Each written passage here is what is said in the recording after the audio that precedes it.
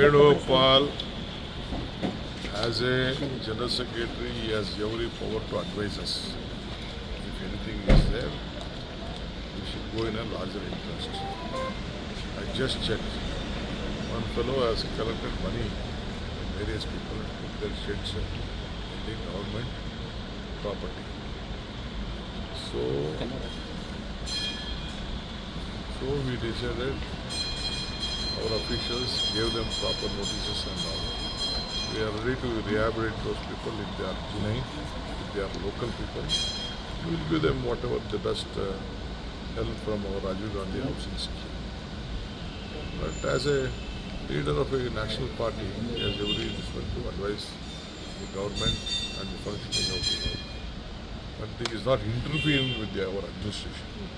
One thing I am very clear, he is not interfering. No way he has interfered or from the back door he is not doing any politics. He is being our National General Secretary in charge. He knows. They have guided us on various issues and we have been implementing because governance is very much important.